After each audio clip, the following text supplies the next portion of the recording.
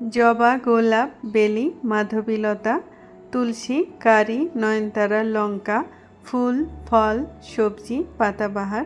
আমরা আমাদের বাগানে বিভিন্ন ধরনের গাছ করে থাকি, আর প্রতিটা গাছের নেচার আলাদা আলাদা। প্রতিটা গাছের নেচার আলাদা আলাদা হওয়ার জন্য আমরা কনফিউজড হয়ে যাই। আমরা বুঝতে পারি না কোন গাছে কী সার দেব, আর কখন দেব, কতটা পরিমাণে দেব।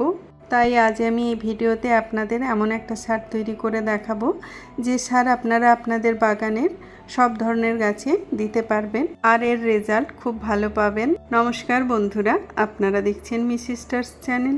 তো বন্ধুরা, এখন বর্ষাকাল, আর এই বর্ষাকালে আমাদের বাগানের সব গাছের গ্রোথ খুব ভালো হয়, কারণ বৃষ্টির জলে প্রচুর পরিমাণে নাইট্রোজেন থাকে। কিন্তু যখন অতিরিক্ত বৃষ্টি হয় তখন টবের মাটিতে ফাঙ্গাস হয়ে আমাদের অনেক গাছ মারা যায়। টবের মাটিতে পোকামাকড় আর পিঁপড়ের উপদ্রব খুব বেড়ে যায়। আজ আমি যে সার তৈরি করে আপনাদের দেখাবো, সেই সারের ব্যবহারে আপনাদের গাছের গ্রোথ তো খুব ভালো হবেই, তার সাথে সাথে ফলন হবে দেখার মতো, আর আপনাদের টবের মাটিতে কোনো পোকা বা ফাঙ্গাস হবে না। তাহলে চলুন বন্ধুরা, দেখে নেওয়া যাক এই সার কিভাবে তৈরি করবেন, কতটা পরিমাণে গাছে ব্যবহার করবেন, আর কতদিন অন্তর ব্যবহার করবেন।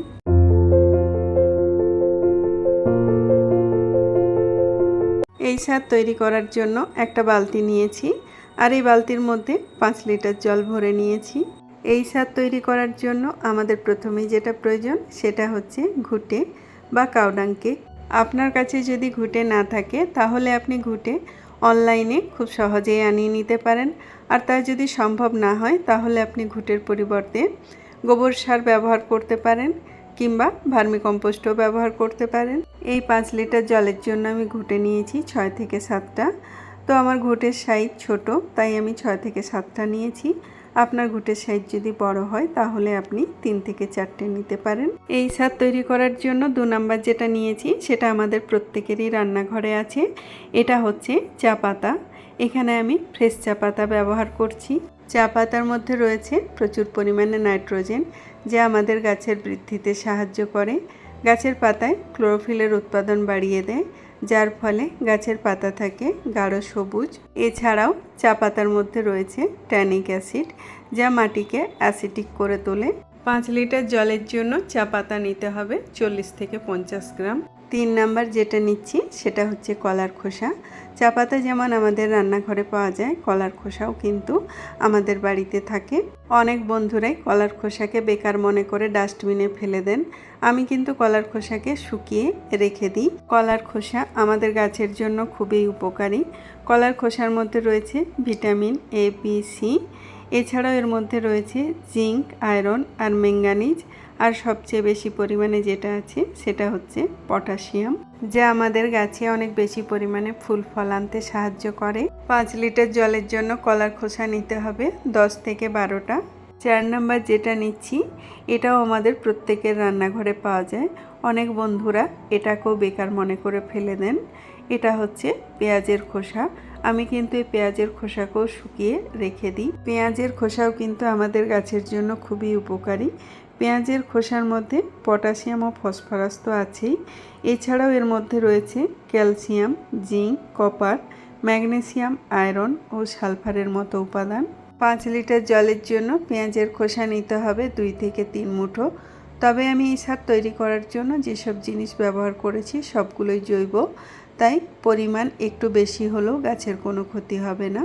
এবার যেটা নিতে হবে সেটা হচ্ছে নিমখোল বা নিম কেক পাউডার। নিমখোল মাটির উর্বরতা শক্তি বাড়ায়, মাটিতে কোনো ক্ষতিকর পোকা বা ফাঙ্গাস হতে দেয় না।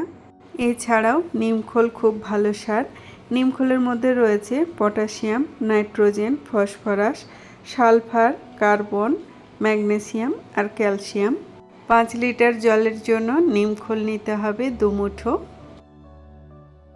এবার সব কিছু ভালো করে মিশিয়ে নিয়ে এটা আমি একদিনের জন্য এমনি ছায়াতে রেখে দেব, কোনো ঢাকা দেব না।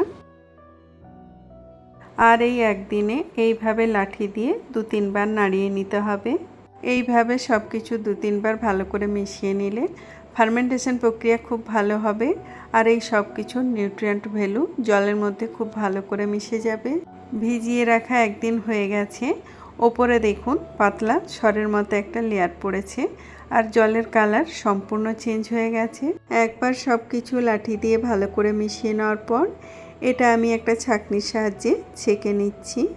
এই সার ছেঁকে নেওয়ার পর এটা আমি সরাসরি গাছে দেব না, এর সাথে জল মিশিয়ে এটাকে আমি একটু ডাইলুট করে নেব।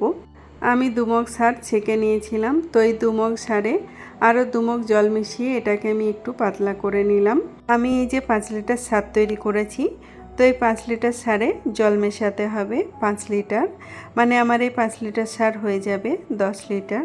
তো আপনি আপনার প্রয়োজন মতো এই সার কম বেশি তৈরি করে নিতে পারেন। তবে একটা জিনিস খেয়াল রাখবেন, 5 লিটার জলের জন্য যে রেশিও আমি বলেছি সেই হিসেবে কম বেশি করে নেবেন। আর যতটা পরিমাণ সার আপনি তৈরি করবেন ঠিক ততটা পরিমাণ জল মিশিয়ে ডাইলুট করতে ভুলবেন না। সার ছেঁকে নেওয়ার পর যেগুলো থেকে যাবে সেগুলো আমি আরও একবার 5 লিটার জলে ভিজিয়ে রেখে ব্যবহার করব। তবে এবারে একদিনের জন্য নয়, এবার ভিজিয়ে রাখবো 2 দিন। তো বন্ধুরা, এই সারের মধ্যে রয়েছে nitrogen, potassium, phosphorus, manganese, zinc, iron, boron, copper, sulphur, সমস্ত প্রয়োজনীয় নিউট্রিয়েন্টস। তার সাথে সাথে এর মধ্যে রয়েছে মাইক্রোনিউট্রিয়েন্টস, যা সব ধরনের গাছের খুবই প্রয়োজন। এই সার আপনি আপনার বাগানের সব ধরনের গাছেই ব্যবহার করতে পারেন। আপনার বাগানে যত রকম গাছ আছে সেই সব গাছে পটের সাইজ অনুযায়ী, গাছের সাইজ অনুযায়ী আর গাছের বয়স অনুযায়ী 50 থেকে 200-250 ml পর্যন্ত দিতে পারেন। আপনি আপনার গাছে 15 দিনে একবার এই সার দিতে পারেন। 15 দিনের আগে আর অন্য কোনো সার গাছে দেবেন না। আপনি চাইলে 15 দিন পর আবার এই সার রিপিট করতে পারেন। এই সার ব্যবহার করার 4-5 দিনের মধ্যেই আপনি আপনার গাছে রেজাল্ট দেখতে পাবেন। এই সার আপনি আপনার গাছে বছরে যে কোনো সময় ব্যবহার করতে পারেন। এখন বর্ষাকাল, তাই আমি এই সারের মধ্যে নিমখোল দিয়েছি। আপনি যদি অন্য সময় এই সার তৈরি করেন তাহলে নিমখোল না দিলেও চলবে। আমার এই ভিডিও যদি আপনাদের উপকারে লাগে তাহলে ভিডিওতে একটা লাইক করে কমেন্ট করতে ভুলবেন না। আর যদি ভিডিওটা আপনাদের ভালো লেগে থাকে তাহলে ভিডিওটা আপনার পরিচিত সবার সাথে শেয়ার করবেন।